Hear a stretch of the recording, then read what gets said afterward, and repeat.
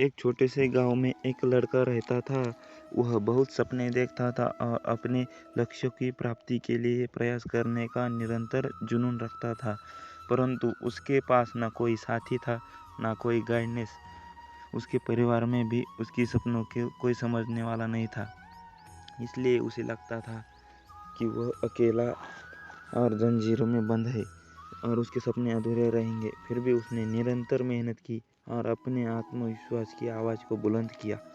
उसकी इच्छा शक्ति और संघर्ष ने उसे इस दिशा में आगे बढ़ाने की शक्ति दी। एक दिन उसे अपने गांव के बाहर एक ग्रंथालय का पता चला। वह आश्चर्यचकित हुआ क्योंकि उसे पहले कभी ऐसी जगह नजर नहीं आई थी। धीरे धीरे उसने उस पुस्तकालय के दरवाजे पर कदम रखा।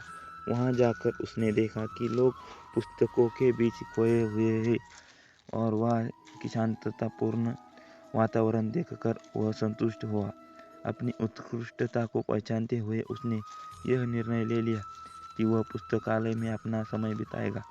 धीरे धीरे वह पुस्तकालय की विभिन्न किताबों को पढ़ने लगा और नई दुनिया की खोज करने निकल पड़ा। दिन बीत गए, साथ साथ उसका ज्ञान भी बढ़ता गया और वह अच्छे लेखकों को और दर्शकों के साथ रिश्ते बनाने में जुट गया। इसी के साथ उसने लिखने का भी मन बना लिया।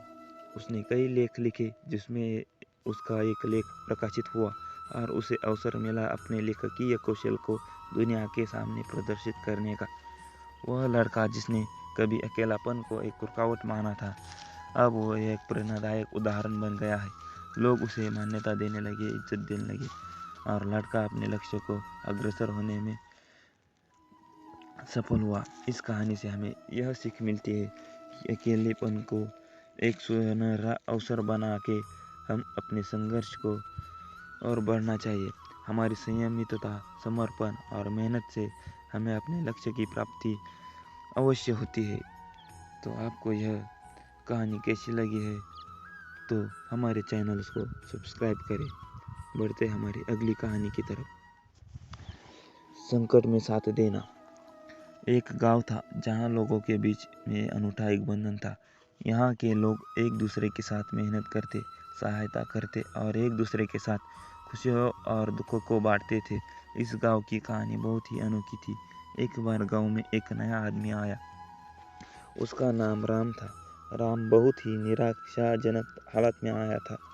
वह एक छोटे से गांव में दूर रहते थे, जहाँ उनका परिवार बीमारियों और तंगी में फंसा हुआ था। उन्होंने सोचा कि वह इस गांव में आकर नए जीवन की शुरुआत करेंगे। राम गांव में आकर एक आदर्श बनने के लिए प्रयास करता में जुट गया।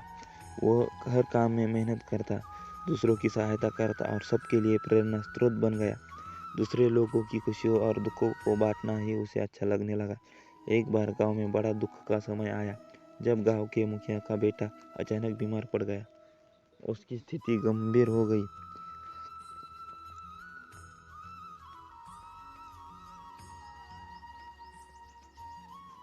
और उसके परिवार का इलाज पैसों की आवश्यकता थी, लेकिन गरीबी के कारण परिवार के पास इतनी धनराशि नहीं थी।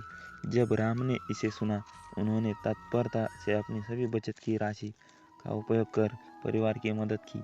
वे नहीं चाहते थे कि इस दुखी परिवार को किसी भी हमारी तरह जूझना पड़े।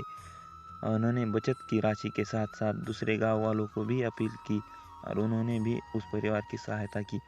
इस आपातकाल में गांव वालों ने एक बड़ी टीम बना ली। सभी ने मेहनत करके और अपने संगठन के साथ मिलकर इलाज के लिए पैसे इकट्ठा किए। थोड़े समय के बाद बेटे का इलाज हुआ और वह पूरी तरह स्वस्थ हो गया। इस घटना के बाद गांव वालों के मदद करने के इरादे एक दूसरे के साथ और भी मजबूत हो गए। यह उनकी सद्भावना, नेकी और सामर्थ्य का परिणाम था। वे सभी ने समझा कि दूसरों की मदद करके ही हमारा असली लक्ष्य पूरा होता है। वहाँ गांव की अब एक परिवार की तरह रहने लगा, जहाँ हर कोई एक दूसरे का सहारा बन गया। यहाँ के लोग अपनी खुशियों और दुखों को बांटने लगे, एक दूसरे की मदद करने लगे और अपने संघर्षों को साथ निभाने लगे। वे सब मिलकर इस दुनिया में एक सुंदर और समृद्ध जीवन जीने का तरीका सीख गए। धन्यवाद दोस्तों।